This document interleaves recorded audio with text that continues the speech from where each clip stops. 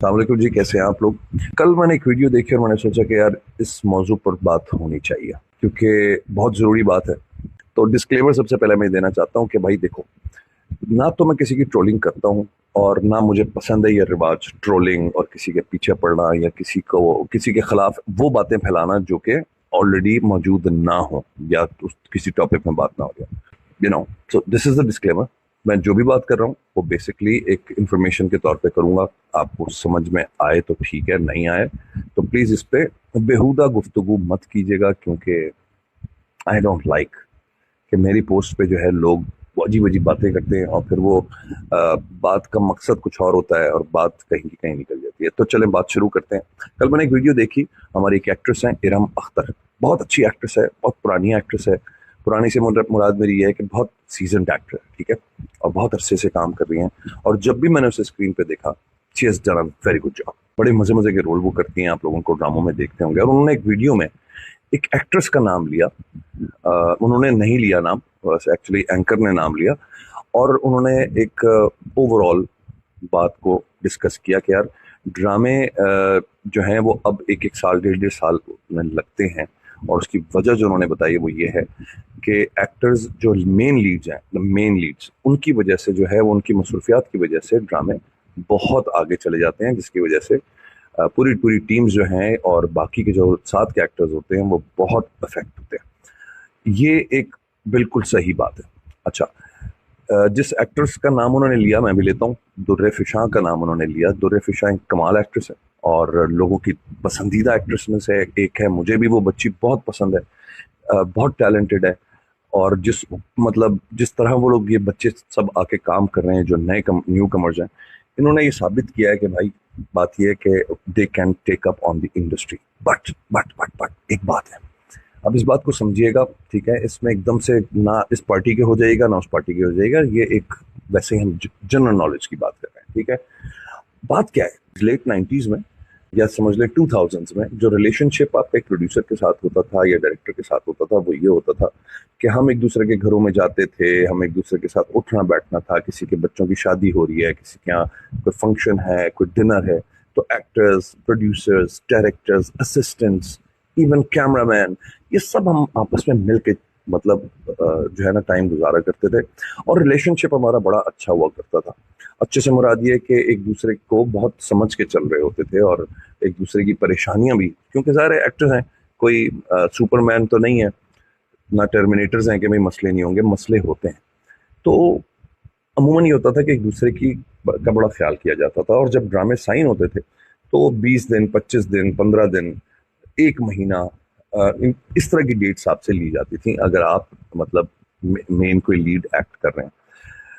अच्छा, अब जो सपोर्टिंग एक्टर होता है ना, उसका नाम सपोर्टिंग होता है, ठीक है। उसका नाम साइड कैरेक्टर या फालतू कैरेक्टर नहीं होता। सपोर्टिंग का मतलब ये होता है कि वो बेसिकली वो शोल्डर होता है जिसके ऊपर आप बैठ के अपनी जो फ्लाइट है वो लेते हैं और आप ऊपर वाला जो हिस्सा है यानी लीड एक्टर होने का वो आप इंजॉय करते हैं, बिकॉज सपोर्टिंग एक्टर्स पीछे आपको मदद कर रहे होते हैं, ठीक है। अब इस बात को माने ना माने, सपोर्टिंग एक्टर ही होता है और उसकी बहुत वैल्यू है, ठीक है। उसे भी ऑस्कर्स मिलते हैं, उसे भी अवार्ड्स मिलते हैं।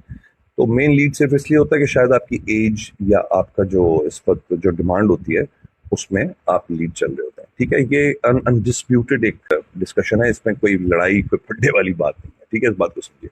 अच्छा, उस वक्त की जो दौर मैं आपको बता रहा हूँ 2010 तक, उस वक्त ये सारे रिलेशनशिप्स आपके होते थे प्रोड्यूसर के साथ। और यहाँ तक भी होता था कि कभी अगर किसी को पैसों की जरूरत पड़ जाए, किसी एक्टर के घर में कोई इमरजेंसी हो या कोई ऐसा कोई तकलीफ आने वाली हो और उसके पैसे ड्यू हों, तो वो प्रोड्यूसर से बात कर लिया करता था और वो कहता था कि भाई मुझे कुछ एडवांस दे दो या कुछ हो जाए, तो वो काम हो जाया करता था। अमूमन 80-90% प्रोड्यूसर्स क्योंकि अच्छे रिलेशनशिप्स में होते थे तो वो आपके काम कर देते थे। उसके बाद एक वक्त आया, ठीक है, जिस वक्त चैनल्स ने बेसिकली एक्सटर्नल प्रोड्यूसर से काम करवाना बंद कर दिया और उन्होंने खुद से डिसाइड किया कि जी वो अपने प्रोड्यूसर्स खुद क्रिएट करेंगे। से मुराद ये कि खुद प्रोड्यूस करेंगे, चीज़ों को इन हाउस करेंगे। बहुत सारे अच्छे डायरेक्टर्स को ऑन बोर्ड लिया गया और उनको सैलरी पर रख लिया गया, ठीक है। अब जो प्रोड्यूसर था, जो फाइनेंसर हुआ करता था, वो कहीं पीछे चला गया। अब वो कोशिश करता रहा कुछ सालों तक कि वो प्रोड्यूस करता रहे और वो चैनल्स को देता रहे, जब तक ज़ाहिर चैनल को ज़रूरत रही उन्होंने किया।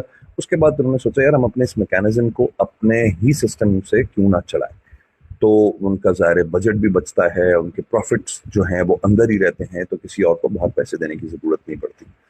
मेरे साथ रहिएगा, मैं उस पॉइंट पे आ रहा हूँ जो इमरान अख्तर ने की और वो उसकी क्या वैलिडिटी है उस बात को भी जरा हम डिस्कस करते हैं, ठीक है। So stay with me.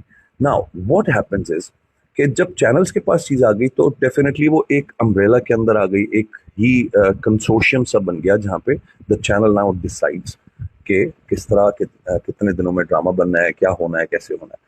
अब हो ये रहा है कि पहले जब आप किसी ड्रामे के पैसे साइन करते थे तो आपको ये पता होता था कि यार ये महीने डेढ़ के अंदर ये ड्रामा खत्म हो जाएगा, और वो जो अमाउंट आपने एक्स अमाउंट कोई भी, ठीक है, वो एक्स अमाउंट आपको इतने अरसे में मिल जाएगी। उससे आपकी प्लानिंग चलती थी। वो प्लानिंग्स क्या होती हैं, उसमें बच्चों की फीस भी है, उसमें माँ बाप की बीमारी भी है, उसमें घर का किराया भी है, बिजली भी है, और अगर आप किराए पे नहीं है तो चले और भी अखराज आते हैं। ज़ाहिर है सिर्फ किराया ही नहीं हर चीज़ होती है, फ्यूलिंग है और चीज़ें अखराज आते हैं। तो एग्जैक्टली आपको पता होता था कि यार लगभग 8-10 दिन के गैप में इतना पैसा आने वाला है। आज आप जब साइन करते हैं किसी ड्रामे को तो उसमें क्या होता है, उसमें ये होता है कि आपसे मांगे तो 10 से 12 दिन जा रहे होते हैं। सपोर्टिंग एक्टर की बात कर रहा हूँ, लेकिन वो जो 10-12 दिन है वो स्ट्रेच हो के 6 महीने पे भी जा सकते हैं, और जिस तरह इरम ने कहा वो साल पे भी जा सकते हैं। अब एक एक्टर जब अपने पैसे बताता है तो एक तो उसमें नेगोशिएशंस की जाती हैं सपोर्टिंग एक्टर के साथ, और वो ठीक ठाक ब्रूटल सी नेगोशिएशंस होती हैं, क्योंकि सुन के बंदे को चक्कर आ जाते हैं यार ये कौन से पैसे बता रहे हो भाई, ठीक है, और ये कौन से जमाने के पैसे हैं। अब तो आप ठेले पे भी चले जाओ तो हर चीज के पैसे बढ़ गए हैं, और वो यही कहता है कि यार पीछे से जो है ना वो भाई बड़ा महंगा आ रहा है। अब मैं क्या बोलूं भाई, मैं एज एन एक्टर या कोई भी सपोर्टिंग एक्टर ये कैसे कह दे कि पीछे से बहुत महंगा आ रहा है। हमारे तो पीछे से कोई चीज महंगी नहीं आ रही भाई, हम खुद ही हैं और हम ही पीछे से चलते हुए आ रहे हैं। तो ना हम ट्रक्स में आते हैं, ना हमें डीजल की जरूरत पड़ती है, ना कुछ होता है, हम तो उड़ते हुए आते हैं पर लगा के, और हम आके आपके सेट पे बैठ जाते हैं। तो मकसद कहने का ये है कि मैं किसी को फिर कह रहा हूँ ट्रोल नहीं कर रहा हूँ, मैं आपको फैक्ट्स बता रहा हूँ। नाउ अब प्रॉब्लम क्या आ रही है, प्रॉब्लम यहाँ आ रही है कि अगर आप बहुत सारा पैसा अपने मेन लीड्स को दे रहे हैं, ठीक है, मेन लीड्स बहुत सारे पैसे उठाते हैं, और वो इतना उठाते हैं कि अगर आपको माशाल्लाह से उनका पता चल जाए, और मैं कहता हूँ अल्लाह ताला और इन लोगों को कामयाब करे, वर्ल्ड वाइड आप लोगों की फेम हो, और जो कि है, लेकिन पीछे आप ये भूल जाते हैं कि जब आप एक प्रोजेक्ट से दूसरे प्रोजेक्ट पे जंप कर रहे हैं, दूसरे से तीसरे को साइन कर रहे हैं, चौथे का आपने एडवांस ले लिया है, तो पीछे आपने कोई 8-10 लोगों को हैंग किया हुआ है अपनी एक्टिविटी, अपने फाइनेंसिस के पीछे। You are running somebody's financials, और आपको उस बात की फिक्र इसलिए नहीं होती क्योंकि who cares, right. I mean वो पीछे एक्टर एक बैठा हुआ है, वो बैठा रहने दो, जब मैं डेट्स दूंगा या दूंगी तो हम सॉर्ट आउट कर लेंगे। अब मैं दुर्रे फिजा के बारे में नहीं कहूंगा कि उसने ये किया होगा या नहीं किया होगा, मैंने आपसे पहले भी कहा है, this is allegedly she said it like Iram Akhtar said it, and I am repeating it to you now. This is a common problem. मैं कुछ ऐसे प्रोजेक्ट्स का हिस्सा रहा हूं और शायद अभी भी हूं, जिसमें मुझसे 8 दिन मांगे गए, लेकिन वो 8 दिन 3 महीने मेरे ख्याल में हो चुके हैं, 3 से 4 महीने वो 8 दिन पूरे नहीं हो पाए। क्यों? क्योंकि हमारे जो मेन लीड्स हैं उनको उनकी मसरूफियत है, और वो जब डेट्स देना चाहेंगे तो वो दे देंगे।